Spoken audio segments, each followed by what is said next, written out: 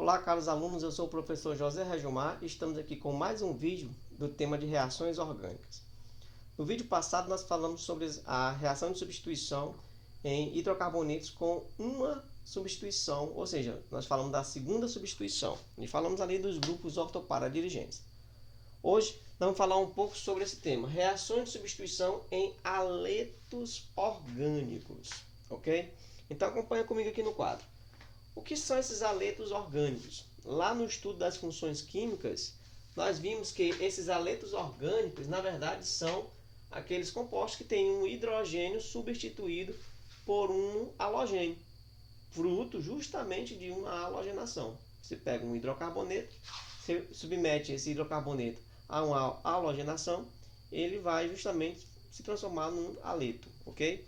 Bom, agora nós vamos pegar esse haleto e reagir com uma série de produtos, ou na verdade uma série de outros reagentes, e vamos obter produtos diferentes. Eles são, a gente pode classificar os haletos como tijolos, digamos assim, dentro da construção química, onde você pode construir diversas moléculas com diversas funções, dependendo do que você dispõe ali.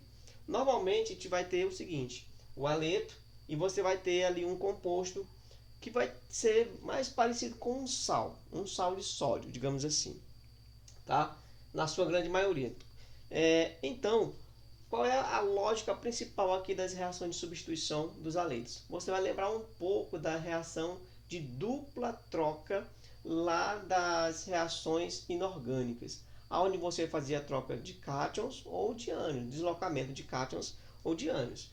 Aqui, se você analisar, nós vamos ter a seguinte característica. O brometo, certo? O brometo ele vai ter o caráter negativo, portanto, o grupo metilo aqui, a carbonila, ele vai ter esse caráter mais positivo. Vai ter uma parte negativa e uma parte positiva. A mesma coisa acontece aqui. O sódio, por ser metal alcalino, certo? Família 1A, ele vai ter NOx positivo e esse NOx vai ser mais um. Então, onde eu vejo o sódio, em todos os meus problemas, eu vou julgar que ele vai ter NOx mais um. Por consequência, todo o resto que está conectado a esse sódio vai apresentar na soma das cargas o NOx oposto, que é menos 1. Então aqui vai ter NOx menos 1, tudo isso aqui, ó, NOx menos 1 e aqui NOx menos 1. Ok? Bom, sendo assim, aí eu vou deixar só o NH3 aqui para uma análise à parte. O que acontece? Você vai trocar esse grupo negativo por esse. O bromo vem e a hidroxila o substitui. Com isso, você vai ter o CH3 conectado à hidroxila e o produto final vai ser justamente um álcool. E ali vai formar um sal de bromo, não é isso? O brometo de sódio. A mesma coisa vai acontecer aqui, ó. Brometo, esse carinha aqui está positivo e todo esse grupo é negativo. Esse grupo vem e o brometo vai substituí-lo, formando brometo de sódio. E, por consequência, depois esse CH3 junta com esse OCH3 aqui, esse grupo metox, e vai formar justamente uma função éter. Veja que no primeiro, utilizando hidróxido de sódio, eu formei um álcool. Utilizei esse sal ox aqui, ele formou um éter. Aqui eu tenho novamente NH3, só que eu não vou conseguir observar com clareza. Então o que a gente pode fazer aqui? Ó? A gente pode destacar quem é o grupo positivo, que nós sabemos que é o hidrogênio, e o NH2 aqui vai ter em compensação o caráter negativo, certo? No nitrogênio, já que os dois hidrogênios são positivos, então o nitrogênio tem que compensar essa ligação aí com o menos 1 para fechar as contas. Então, esse brometo, ó, vai trocar de posição com o NH2, formando aqui uma amina, certo? CH3NH2, e ali vai formar o HBr, que é o ácido bromídrico. Então, quando você tem um grupo, certo, que tem hidrogênio, por exemplo, o hidrogênio vai ser tratado como cátion, no lugar ali do sódio, ok? E o restante que está conectado àquele hidrogênio vai assumir na soma das cargas líquidas, ali no caso da carga líquida, o NOx menos 1. E por fim você tem aqui, ó, um cianeto de sódio, que é um sal. Aqui esse negativo vai trocar de lugar com o bromo, certo? Ele é negativo, vem para cá e você vai formar novamente o brometo de sódio, e esse CH3 vai pegar justamente o CN ali, ó. Ok? Vai pegar o CN aqui e vai formar esse composto. Então, quando você analisa as reações de substituição em haletos orgânicos, no geral, o que você vai observar? A substituição do hidrogênio, a substituição do bromo ou do haleto por um grupo negativo correspondente, certo? E aí você vai ter depois que analisar qual é o produto final formado, que pode ter uma variedade, né? Você viu aqui que a gente formou uma variedade de possíveis compostos com essas reações de substituição. Além disso, é interessante notar o seguinte, que existe uma ordem, né, de reatividade quando você quer comparar dois haletos. Qual dos dois haletos ele é mais reativo, né? Então acompanha comigo aqui no quadro essa informaçãozinha. Então vejam só, pessoal, é interessante você saber dessa informação. Quando você tem, por exemplo, mais de um halogênio presente na cadeia carbonílica, né? Quem vai sofrer a reação de substituição? Qual halogênio vai ser removido? É importante saber que devido à fraqueza, né, a de menor energia de ligação ali entre os átomos, o iodeto tem menor ligação, portanto ele vai ser substituído primeiro. Depois seria o brometo, cloreto e lá por fim o fluoreto, que já tem uma energia de ligação muito forte. Outra coisa também que influencia é se esse haleto ele é primário, secundário ou terciário. Ou seja, se o halogênio está conectado a um carbono primário, secundário ou terciário. Então, um haleto terciário ele será mais facilmente removido do que um haleto secundário e, por sua vez, do que um haleto primário.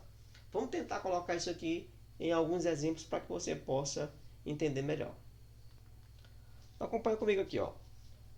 Vamos considerar que esse composto orgânico ele é um dialeto, certo? Ele tem o iodo e tem o bromo aqui conectado nesse carbono e eu vou reagir com o hidróxido de sódio. O que você vai lembrar? Bom, eu já sei, né, professor, que você vai considerar que esse iodo é negativo, certo? Negativo. Esse bromo também é negativo e o carbono vai ter caráter aqui positivo, tá? Então eu vou ter que remover um desses compostos de caráter negativo. Aqui o sódio vai ser positivo e a hidroxila vai assumir caráter negativo. A pergunta é: quem vai ser removido? O iodo ou o bromo? Aí você vai lembrar lá daquela relaçãozinha que eu mostrei há pouco no vídeo. E você tem o que? Você tem o iodo, é isso, ó. Iodo tem maior reatividade que o bromo, tem maior reatividade que o cloro, que tem maior reatividade que o flúor, ok? Iodo, bromo, cloro, flúor. É na ordem contrária, tá certo? Iodo, bromo, cloro, flúor, sendo que esse aqui é o mais reativo. Logo, essa hidroxila, ela vai entrar no lugar de quem? No lugar do iodo. E o iodo vai se juntar ao sódio. Como consequência, certo? Como consequência, ó, esse cara veio para cá e esse cara veio para cá. Como consequência, a substância A formada aqui, ó, o produto principal, ele vai ser esse aqui, ó, CH2, ó, vou botar o H2, esses dois hidrogênios. Aqui vai ter a hidroxila e aqui eu vou ter o BR, ok? E aquele produto secundário foi justamente quem? O sódio, que foi unido ao iodo, ok? Iodo, né? NaI, que é o iodeto de sódio, tá? Vamos lá, o iodeto de sódio. Então veja que aqui você vai sempre lembrar dessa sequência. Iodo é maior que bromo, que é maior que cloro, que é maior que flúor, ok? Vai ter sempre esta sequenciazinha aí para você lembrar quando você tiver dois ou mais halogênios, quem tem preferência pela reação de substituição, quem vai ser removido com maior facilidade. Iodo, bromo, cloro, flúor por último, tá bom?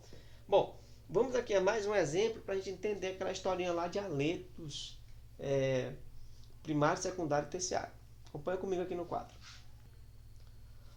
Bom, pessoal, então veja aqui comigo. Ó. Imagine que você tem esse composto, não é isso? Você tem aqui, vamos considerar que ele seja o 2,3,4 de cloro, né? O 2-metil, 2,3,4 de cloro, isso, 1,2,3,4 butano. E aí ele vai sofrer uma reação de substituição, tá? Em que eu estou utilizando hidróxido de sódio. Já sei que os cloros, todos eles vão assumir caráter negativo e a minha hidroxila também é a de caráter negativo. O que acontece? Vou substituir, fazer uma troca entre o cloro e a hidroxila. Agora tem um problema. Eu tenho 3 átomos de cloros. Então não há aquela historinha de que iodo é maior que bromo, maior que cloro, maior que flúor, já que os átomos são iguais. Bom, agora vai a segunda regra. Eu preciso analisar. O que diz a regrinha? Que aleto terciário é mais facilmente substituído do que aleto secundário, e esse aleto secundário também é mais facilmente substituído do que aleto primário. Para isso eu vou fazer a classificação dos carbonos, ó. Carbono primário, primário, primário. Esse aqui é um carbono, ó, pessoal, terciário, e esse é um carbono secundário. Então, entre esses três, ó, cloreto terciário, cloreto secundário, cloreto primário. Dessa forma, a regra me diz que esse cloro aqui, ó, que é o terciário, ele é o cloro mais suscetível a ser removido. Então, é ele que vai ser removido, entra no lugar da hidroxila e a hidroxila vai para o seu lugar. Sendo assim, o produto final será CH3, CH3. O que aconteceu aqui? Entrou hidroxila, ó. Aí o restante continua igual. Cl, hidrogênio, Cl e hidrogênio, tá? E, logicamente, aquele sódio reagiu com o cloro formando NaCl, que é o cloreto de sódio. Então, veja só, pessoal, aqui você aplicou também, pôde aplicar aquela regrinha de cloreto terciário, secundário, primário, para saber qual dos átomos de cloro você poderia substituir de forma correta. Então, essa aula de hoje a gente buscou aprender o que, pessoal? Reações de substituição em aletos orgânicos, onde você tem a parte orgânica e um halogênio.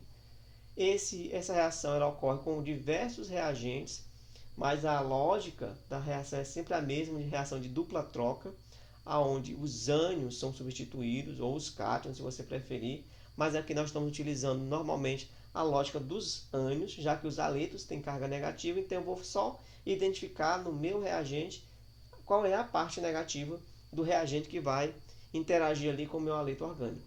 Faz essa troca e aí nós aprendemos duas regrinhas. A de reatividade dos aletos, lembrando mais uma vez que nós tínhamos ali, não é isso?